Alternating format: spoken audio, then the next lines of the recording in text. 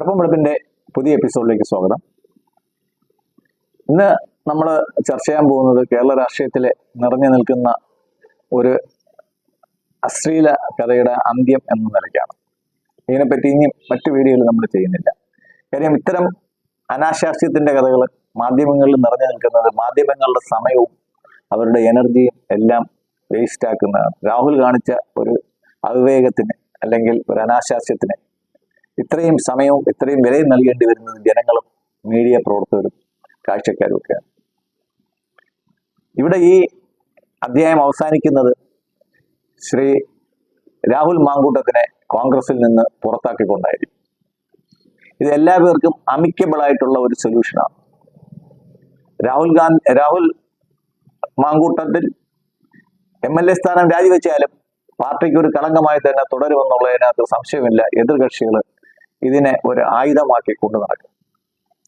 നമ്മൾ ഓർക്കുകയാണെങ്കിൽ അന്തരിച്ച ശ്രീ ഉമ്മൻചാണ്ടിക്ക് സംഭവിച്ചതുപോലെ സരിത എന്നൊരു വിഷയം വഷളാക്കി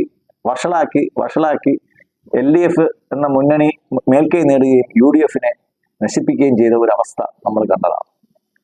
അതേപോലെ അവർ വീണ്ടും എന്തെങ്കിലുമൊക്കെ ഇതുപോലുള്ള കാര്യങ്ങൾ ഇലക്ഷൻ തൊട്ട് മുമ്പായിട്ട് പൊക്കിക്കൊണ്ടുവരും. അവരുടെ പാർട്ടി സെക്രട്ടറിയുടെ മകന്റെ കാര്യങ്ങൾ, അങ്ങനെയുള്ള കാര്യങ്ങളൊക്കെ ഒളിച്ചു വെക്കാൻ വേണ്ടിയിട്ടാണ് ഇത്തരം കാര്യങ്ങൾ അവർ കൊണ്ടുവരുന്നത്. മാർക്സിസ്റ്റ് പാർട്ടിയുടെ എപ്പോഴും ഉള്ള ഒരു രീതി എന്ന് വെച്ച് കഴിഞ്ഞാൽ ഒരു വരയെ ചെറുതാക്കണമെങ്കിൽ അതിനേക്കാളും വലിയൊരു വര വരയ്ക്കുക എന്നുള്ളതാണ്. അപ്പോ കോൺഗ്രസിന് ഉള്ള ചില പ്രശ്നങ്ങളെന്ന് വെച്ച് കഴിഞ്ഞാൽ ശ്രീ രാഹുൽ മാങ്കൂട്ടം MLA സ്ഥാനം രാജിവെച്ചുകൊണ്ട് മാത്രം കോൺഗ്രസിന് മണ്ഡലത്തിൽ ഉണ്ടായ കളങ്കം തീരാൻ പോകുന്നില്ല. അതൊരു വളരെ കൃത്യമായ ഒരു വസ്തുതയാണ്.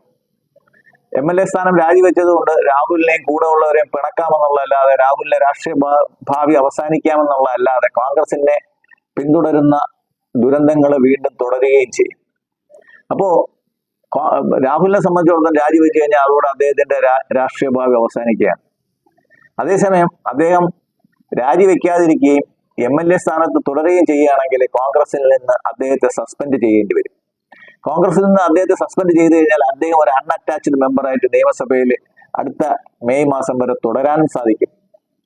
കോൺഗ്രസിനെ സംബന്ധിച്ചിടത്തോളം അതിനകത്ത് ഉത്തരവാദിത്വമില്ല. ഇലക്ഷൻ കഴിയുമ്പോഴത്തേക്ക് വേണമെങ്കിൽ രാഹുലിനെ വീണ്ടും പാർട്ടിയിലേക്ക് എടുക്കുക. അപ്പോഴത്തേക്ക് പിന്നെ ആരും ചോദിക്കത്തുമില്ല. അങ്ങനെയുള്ള ഒരു ഫോർമുലയിലാണ് ഇപ്പോ കോൺഗ്രസ് എത്തി നിൽക്കുന്നത് എന്നാണ് എനിക്ക് തോന്നുന്ന സൂചന. അതിന്റെ ഏറ്റവും അടുത്ത സൂചന എന്ന് വെച്ച് കഴിഞ്ഞാൽ മെനിഞ്ഞാന്ന് വരെ രാഹുലിനൊപ്പമായിരുന്ന കെ മുരളീധരനും ഇന്നലെ ഓപ്പോസിറ്റ് സൈഡിലോട്ട് ചാടി കോൺഗ്രസിലെ നേതാക്കൾക്ക് എല്ലാവർക്കും ഇടയിൽ ഒരു സമവായം ഉണ്ടാക്കിയത് അദ്ദേഹത്തോട് രാജിവെക്കാൻ ആവശ്യപ്പെടുക. അദ്ദേഹം രാജിവെക്കില്ല. അങ്ങനെ വരുമ്പോഴത്തേക്ക് അയാളെ സസ്പെൻഡ് ചെയ്യുക.